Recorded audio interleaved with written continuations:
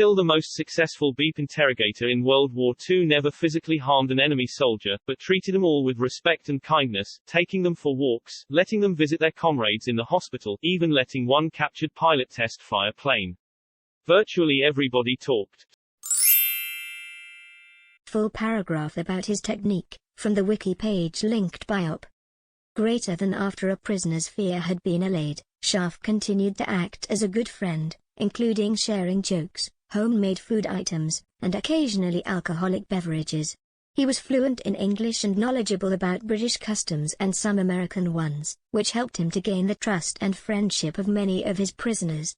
In addition, he could empathize with the captured Allied aviators, drawing on the fact that he was not only married to an English woman but also a son-in-law of a World War I British fighter ace, Claude Stokes, as noted above. Some high-profile prisoners were treated to outings to German airfields. One POW was even allowed to take a Bf-109 fighter for a trial run, tea with German fighter aces, swimming pool excursions, and luncheons, among other things.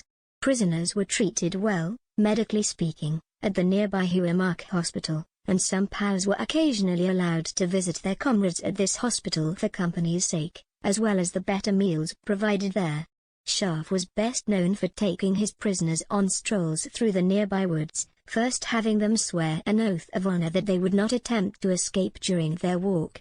He chose not to use these nature walks as a time to directly ask his prisoners obvious military-related questions but instead relied on the POW's desire to speak to anyone outside of isolated captivity about informal, generalized topics.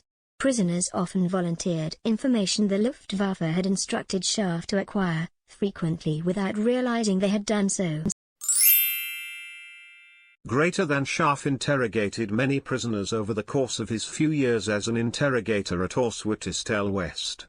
Among the most famous of these was Lieutenant Colonel Francis Gaby Gabreski, the top American fighter ace in Europe during the war. Scharf expressed his delight at finally being able to meet Gabreski, who had crashed his P-47 while strafing a German airfield, as he stated he had been expecting his arrival for some time. He had Gabreski's photo hanging on the wall in his office for months prior to his arrival in anticipation of his capture and interrogation. Gabreski holds the distinction of being one of the few captives that Scharf never gained any intelligence from during interrogation. Scharf and Gabreski remained friends well after the war. In 1983, they reenacted an interrogation at a reunion held in Chicago of Stalag Luft 3 POWs. This is the kind of thing that could be put in a movie and people would complain it's unrealistic. It's long been known that torture is an unreliable means of gaining intelligence and why even, especially, in the modern era, enhanced interrogation is considered a joke by professionals in the field. Getting accurate, actionable intelligence comes down to finding out what your asset needs, gaining their trust that you can deliver, and having them give you the information you need in exchange for what they want. The Hollywood tropes do nothing more than serve to satisfy some sadistic satisfaction of punishment and retribution. Hello mine buddy. What do you say today we play some video games, order pizza and wings? Hans wants a foosball rematch, he thinks he can beat you this time, haha. Then later a group of us are going out for drinks and bowling and maybe you can tell us where those machine gun nests are. You know, if you want to. No pressure. Edit, a Silver? You are too kind. I'm still not telling where those nests are. The Interrogator is a good book about him. I worked with a professional, military, interrogation expert. She said tea and sympathy worked very time. He even got to teach at the CIA and Pentagon after the war. This reminded me of Mark Danner's book Spiral.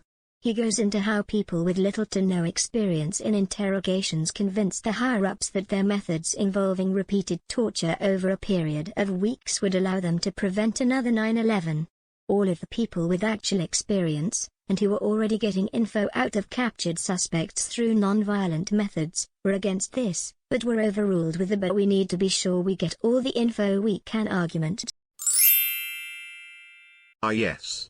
The old good cop, genocidal cop routine. It's a shame we don't have that anymore. There is a lot of research and testimony on this subject. The vast majority of actual modern intelligence officers are in favor of this kind of interrogation as it produces high-quality information and cooperative sources. Politicians, however, are generally in favor of torture and other tactics that produce low-quality information.